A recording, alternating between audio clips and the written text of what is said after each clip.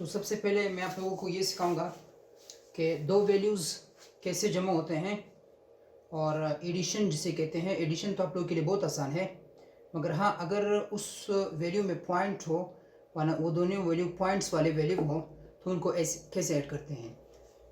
तो बेसिकली मैं आपको ये समझाऊंगा कि अगर आपके पास डिफरेंट टाइप्स के नंबर्स हो, लाइक दिस,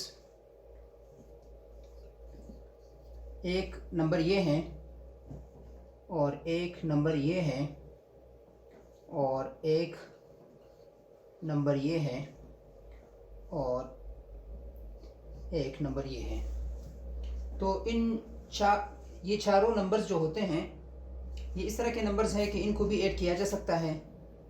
जिनके पास पॉइंट नहीं होता, तो सबसे पहले हम उसके पॉइंट को शो करते हैं कि उनका पॉइंट कहाँ होता है।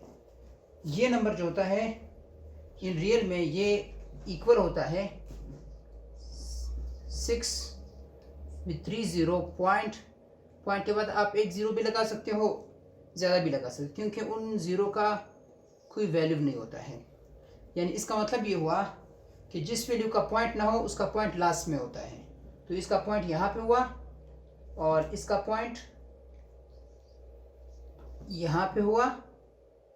आप एक दो ज़ीरो लगा सकते हो, कोई फ़र्क नहीं पड़ेगा।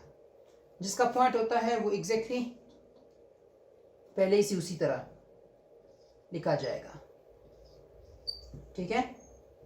और रही बात, ये जो नंबर्स हैं इसका भी पहले से पॉइंट है, तो ये नंबर भी ऐसे ही लिखा जाएगा, ठीक है।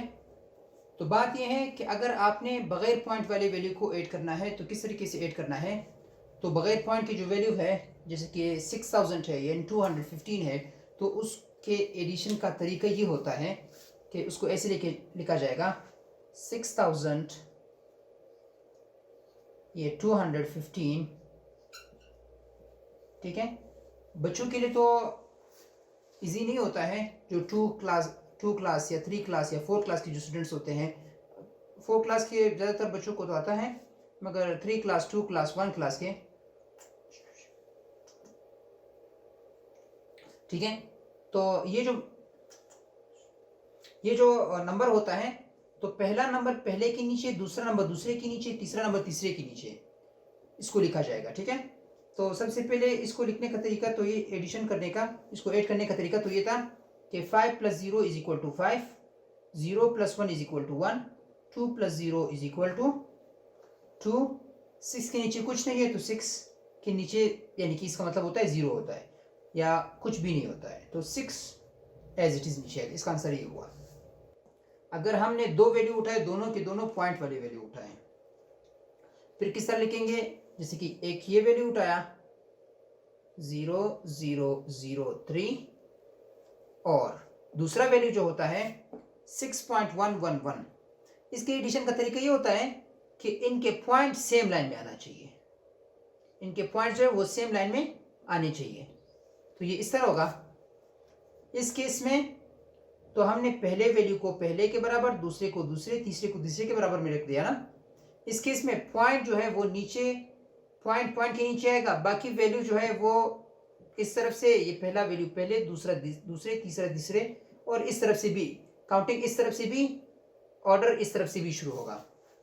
इसका मतलब ये है कि पॉइंट जब पॉइंट के नीचे आया तो पहला वैल्यू पहले, दूसरा दूसरे, तीसरा तीसरे, जो जिसके नीचे कुछ ना हो वो एज इट इज भी लिख सकते हो, नीचे 0 भी लिख सकते हो। यानी कि तरतीब पॉइंट के इस तरफ से इस तरफ जाएगा और इस तरफ से इस तरफ जाएगा। तो कहने का मतलब ये है कि अगर पॉइंट नहीं हुआ तो पहले वैल्यू के नीचे पहले वैल्यू रखना है, दूसरे के नीचे दूसरा रखना है, क्योंकि ये 1 है, ये भी 1 है, ये 10 है, 10 के नीचे 10 आएगा, 100 के नीचे 100 आएगा। मगर इसके में भी वही तरतीब है, ये 1 1 की कैटेगरी में थे तो 1 के नीचे 1 आएगा, और ये 10th के नीचे 10th, 100th के नीचे 100, 1000th के नीचे 1000 आएगा। तो मतलब ये हुआ कि पॉइंट जब सीधे लाइन में आएंगे तो एक वैल्यू के बदले में एक वैल्यू। तो अब इसके एडिशन का तरीका ये है कि 3 के नीचे तो कुछ नहीं, तो 3 एज इट इज आएगा, और 1 को 0 में प्लस करके वही 1 वही 1 वही 1, पॉइंट अपने ही लाइन में एज इट इज उतरेगा। तो इन दोनों को जब ऐड करेगा तो 6, ये आंसर आया। अब तीसरे नंबर पर अगर हम लोगों ने ऐड करना है एक पॉइंट वाली वैल्यू और एक बगैर पॉइंट वाली वैल्यू को, माना एक वो वैल्यू जिसके पास पॉइंट मौजूद है, एक वो वैल्यू जिसके पास पॉइंट मौजूद नहीं है, तो उसको ऐड करने का क्या तरीका है? उसके ऐड करने का तरीका ये होता है, तो हम लोग उठाएंगे एक 215 को एंड प्लस कर लेंगे उसको 0.0003। अब इसके लिखने का क्या तरीका होता है? इसका लिखने का तरीका ये होता है कि एक वैल्यू के पास पॉइंट है, दूसरे वैल्यू के पास पॉइंट नहीं है। जब दूसरे वैल्यू के पास पॉइंट नहीं है तो हमने सपोज कर लिया कि उसका पॉइंट जो होता है, हमें इसकी सॉल्व करने का ये तरीका होता है कि एक वैल्यू के पास पॉइंट है, एक वैल्यू के पास पॉइंट नहीं है, तो हमने कहा कि जिस वैल्यू के पास पॉइंट नहीं होता उसका पॉइंट लास्ट में होता है। जब पॉइंट लास्ट में होता है तो हमने उसको अगेन दोबारा से लिखना है, तो 215 पॉइंट लिख लिया, ठीक है। जब पॉइंट लिख लिया उसके पॉइंट के बाद आप 1 2 3 0 जितने भी लगाने हो आपकी मर्जी लगा सकते हो, ठीक है। जहां तक जितने डिजिट्स हो तो उतने ही 0 लगा दे तो ज्यादा बेहतर रहेगा। तो अब ये पॉइंट और ये ऊपर उसका जो पॉइंट है वो सेम लाइन में आने चाहिए, तो ये पॉइंट इसका लगा दिया। अब एक 0 इस तरफ है, बाकी 3 0 इस तरफ है, तो 3 एज इट इज लिख दिया।